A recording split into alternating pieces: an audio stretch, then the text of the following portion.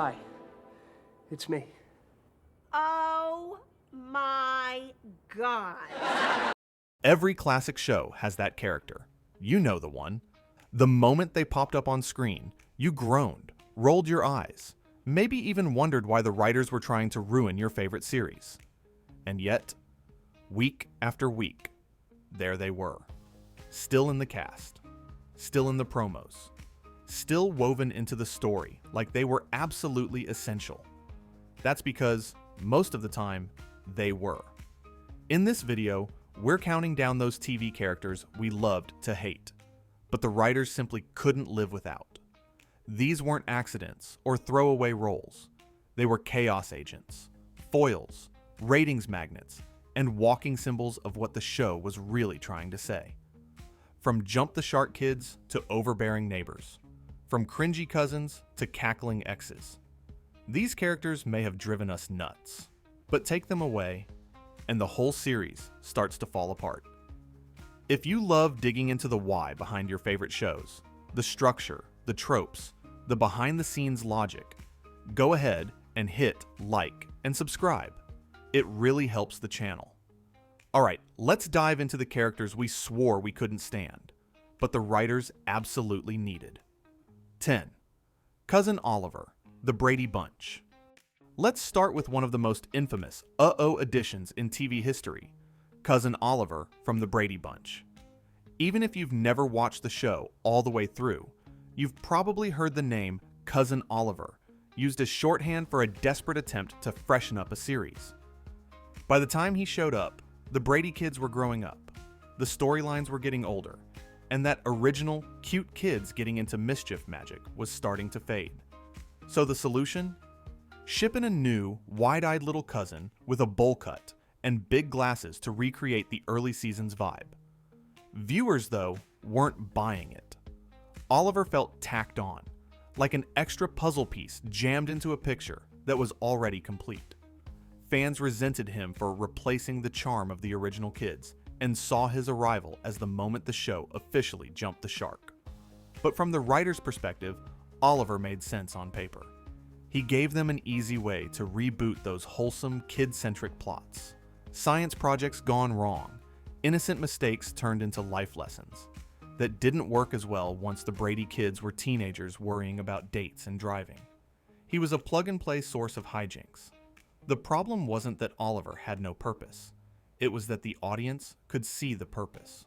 He reminded everyone that the show was aging, and once viewers feel the machine behind the magic, the spell starts to break. Of course, Cousin Oliver wasn't the only new addition to hijack a show's tone. 9. Steve Urkel, Family Matters. Steve Urkel might be the greatest example of a character we hated in the moment, who absolutely saved his show. When Family Matters started, it was a grounded family sitcom about the Winslows. Urkel was meant to be a one-off neighbor kid, a goofy guest star with high-water pants, big glasses, and a voice that sounded like puberty had lost the war. But the minute audiences saw him, something clicked, or maybe exploded. Cue the catchphrases. Did I do that? Cue the pratfalls, the accidents, the endless property damage. At first, Urkel was hilarious. But as the seasons went on and the show essentially rebranded itself around him, some fans started to burn out. The family the show was built around faded into the background, while Urkel became the gravitational center. Cloning machines, transformation chambers, time travel, alter egos like Stefan Urkel, it got wild. Here's the thing, though. Without Urkel, Family Matters probably would have been quietly canceled after a season or two. He was a ratings supercharger. He gave the writers a character who could believably drive almost any storyline, from slapstick disaster to surprisingly tender emotional arcs. He was the comic engine and the heart, often in the same episode. So yes, there were nights where you might have sighed and thought, okay, we get it, Steve. But from the writer's perspective, he wasn't just a character. He was the show. And speaking of characters who took over, sometimes the one you love to hate isn't even the star. He's just lurking down the hall. 8. Newman, Seinfeld. Hello, Newman.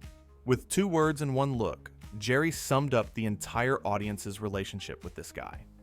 Newman from Seinfeld is one of TV's great minor villains.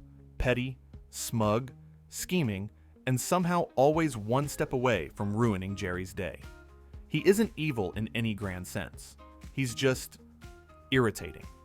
Deeply, magnificently irritating. On the surface, Newman is easy to hate. He's nosy, opportunistic, and weirdly proud of his post office job.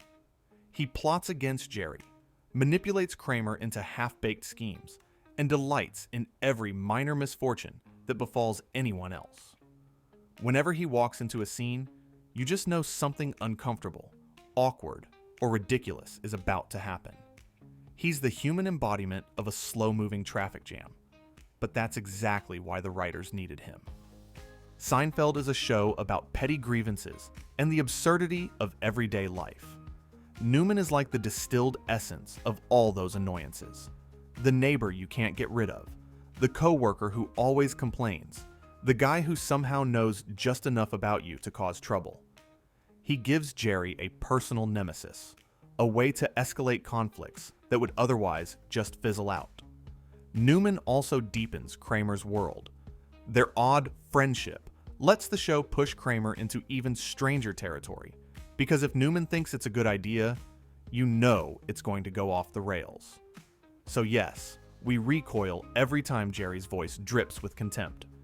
Newman. But without him, some of the show's best feuds and funniest disasters simply wouldn't exist. Of course, not every irritating neighbor is a villain. Sometimes they're just always there. 7. Kimmy Gibbler, Full House. If you grew up on Full House, Kimmy Gibbler was the human version of someone tracking mud across Danny Tanner's freshly cleaned floor. Loud, weird, blissfully unaware of social norms, and always dressed like she got lost in a neon clearance aisle. Kimmy was the friend you were glad you didn't actually have in real life. Viewers often found her grating. The jokes about her smell, her odd habits, her complete lack of boundaries, always walking in uninvited, always overstaying her welcome, made her feel like a permanent intrusion on the warm, cozy Tanner household. For some fans, every time Kimmy showed up, it was like someone had crashed your family dinner. But for the writers, Kimmy was absolutely essential.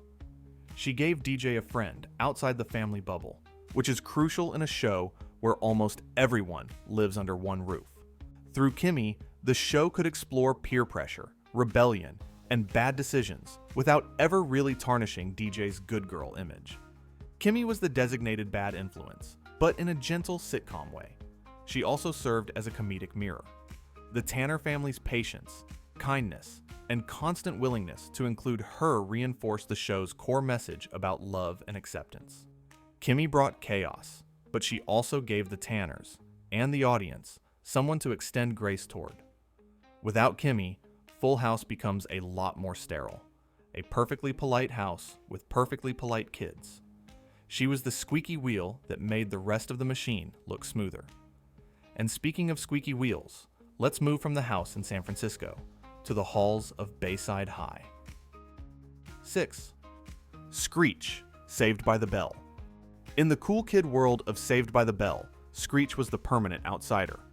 While Zach, Kelly, Slater, and Jesse navigated teen crushes, dances, and schemes with sitcom confidence, Screech was tripping over his own feet, literally and socially.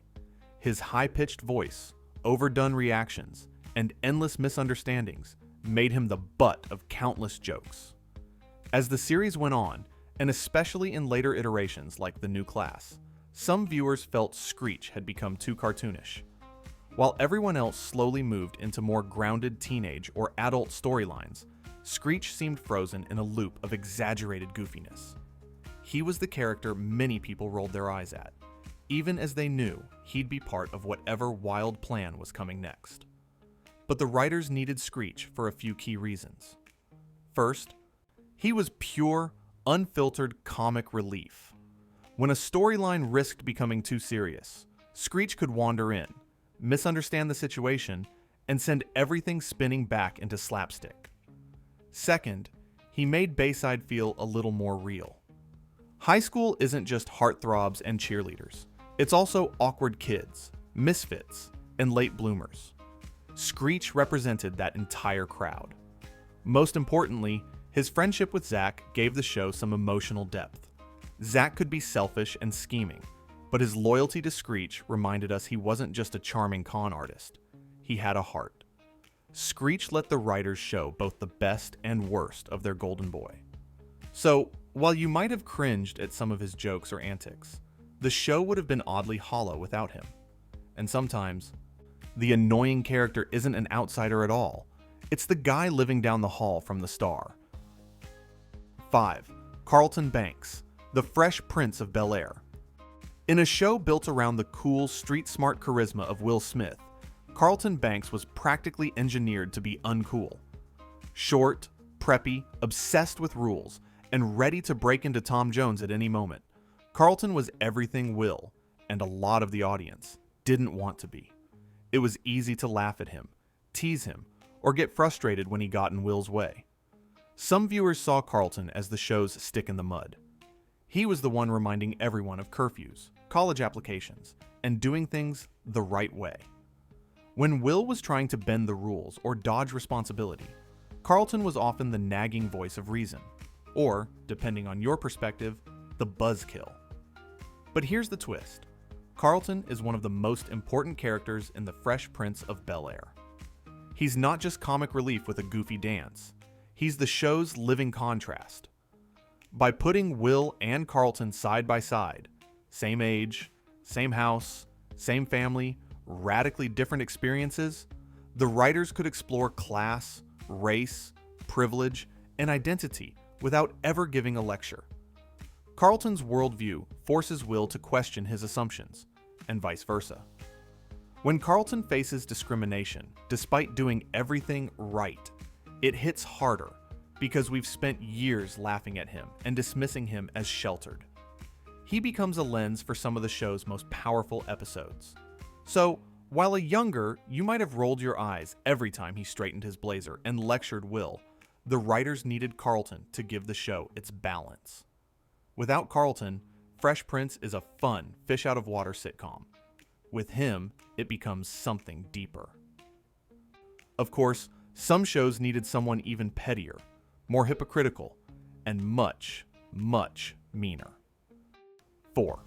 Frank Burns, MASH. If you ever wanted to punch a character through your TV screen, Frank Burns from MASH was probably high on the list.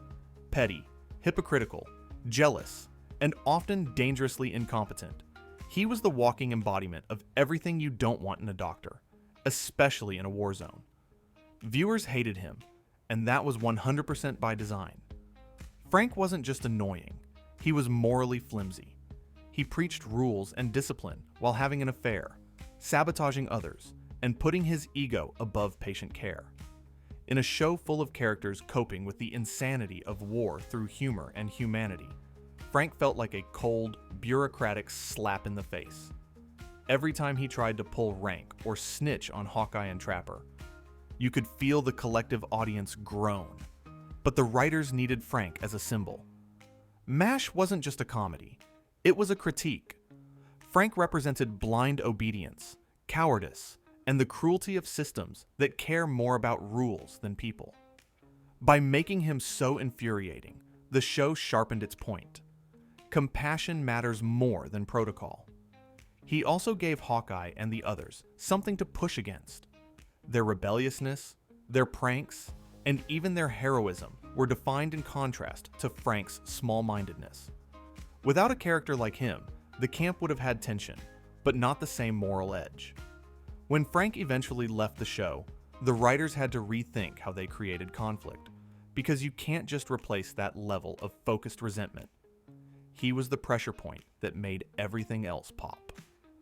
And while Frank was a full-blown antagonist, sometimes the character we hate is just an ex who won't stay in the past. 3. Janice, Friends. Oh, my God. With that catchphrase and that unforgettable laugh, Janice from Friends became one of the most divisive recurring characters in 90s TV. Every time she reappeared, you could almost hear viewers reacting in real time. Some laughing, some wincing, some shouting at Chandler to run. Janice is intentionally extra. The voice, the outfits, the dramatic entrances. She's big and loud in a show where the main 6 characters are relatively grounded. It's easy to see why some fans dreaded her episodes.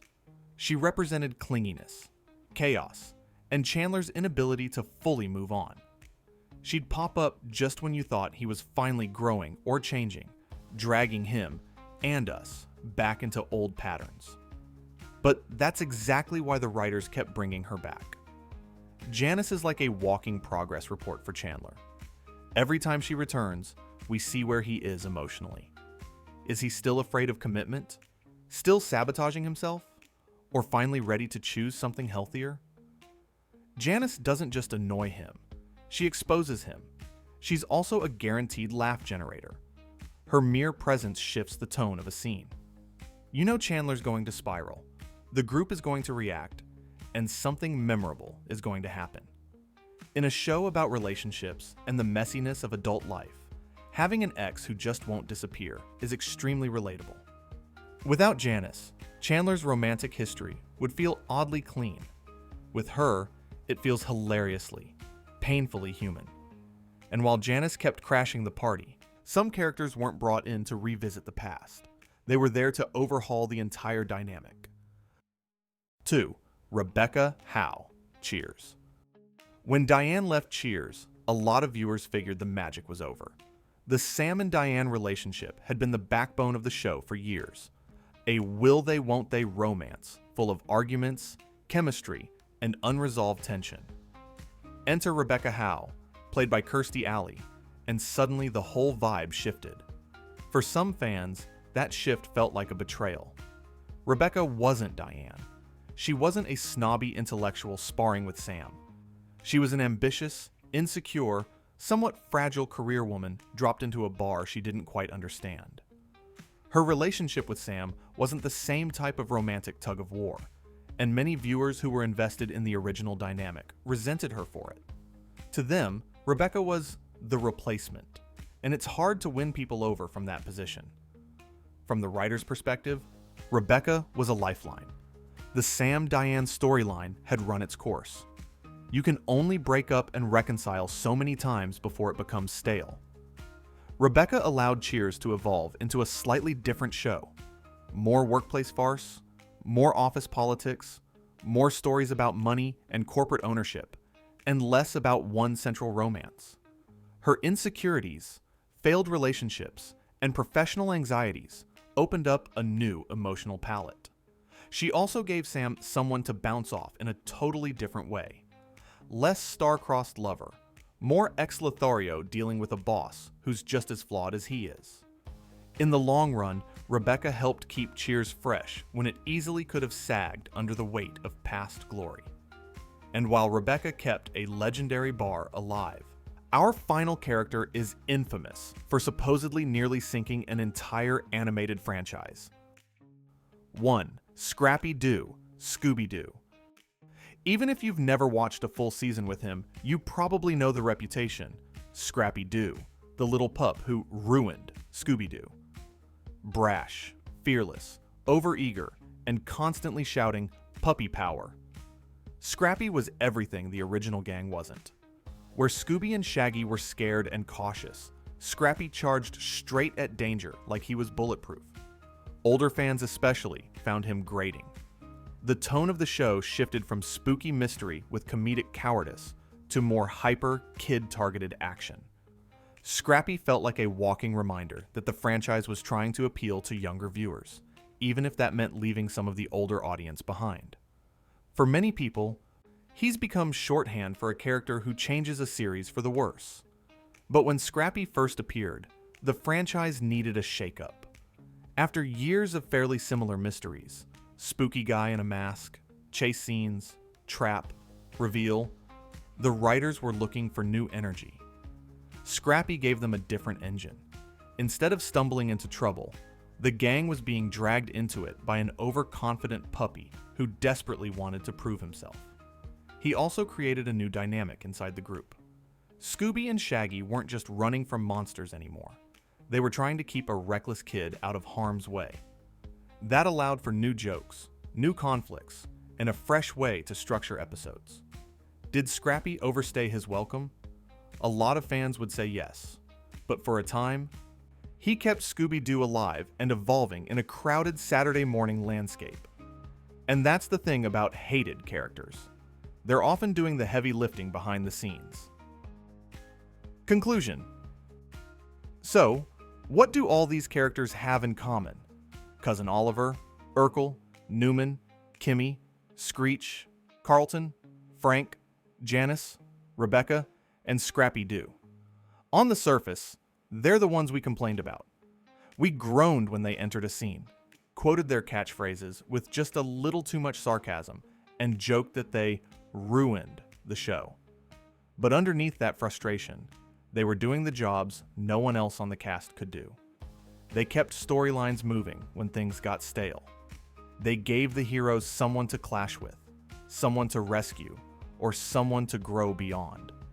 They embodied the themes the writers wanted to explore, whether it was class, privilege, authority, friendship, or just the chaos of being human. Strong reaction, even negative reaction, means the character landed. You don't rant about someone forgettable. Now, I want to hear from you. Which character would you actually erase from your favorite show? And do you think the series would still work without them? Drop your picks in the comments and let me know who should make it into a part 2. If you enjoyed this deep dive into the characters we love to hate, don't forget to like, subscribe, and stick around for more trips back into TV history.